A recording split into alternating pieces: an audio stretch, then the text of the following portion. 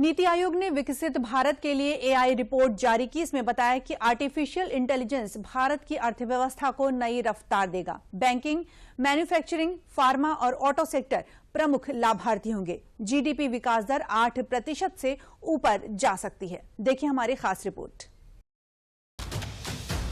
नीति आयोग ने एक बड़ी पहल करते हुए विकसित भारत के लिए एआई नाम से एक विस्तृत रिपोर्ट जारी की है। इस रिपोर्ट में बताया गया है कि कैसे आर्टिफिशियल इंटेलिजेंस भारत की अर्थव्यवस्था को रफ्तार देने वाला एक निर्णायक औजार बन सकता है। नीति आयोग और फ्रंटियर टेक्नोलॉजी हब द्वारा तैयार इस रिपोर्ट को दिल्ली के एनडीएमसी कन्वेंशन सेंटर में जारी किया गया है। 2035 तक जीडीपी 6.6 से 8.3 ट्रिलियन डॉलर तक पहुंच सकती है। बैंकिंग, मैन्युफैक्चरिंग, फार्मा और ऑटो सेक्टर सबसे बड़े लाभार्थी होंगे। जनरेटिव एआई से शोध और विकास में 20 से 30% योगदान संभव। रिपोर्ट 8% विकास दर के लिए एआई बन सकता है प्रमुख साधन। रिपोर्ट के अनुसार एआई को अपनाने से उत्पादकता बढ़ेगी, साथ ही देश के आर्थिक विकास की दिशा भी बदलेगी। AI should help us give solutions for better city urban areas which exist and for newer urban centers that we may plan.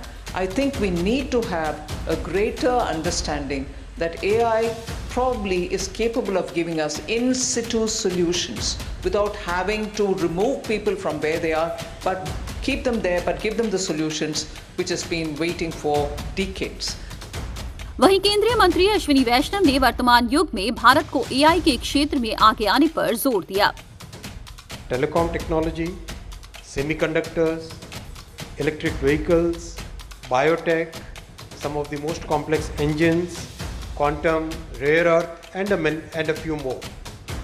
These are technologies which we will have to master, we'll have to adopt, we'll have to develop talent pipeline, and we will have to make sure that we remain in the frontier.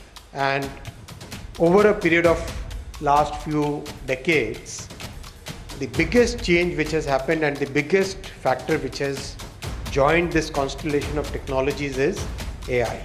AI is also going to fundamentally change the way we work, the way we live. अब भारत सिर्फ AI को अपनाने की बात नहीं कर रहा, बल्कि उसे डिजिटल विकास के इंजन के रूप में आगे बढ़ाने की तैयारी कर चुका है। और यही वजह है कि नीति आयोग की इस रिपोर्ट को विकसित भारत के एआई रोड मैप के रूप में देखा जा रहा है।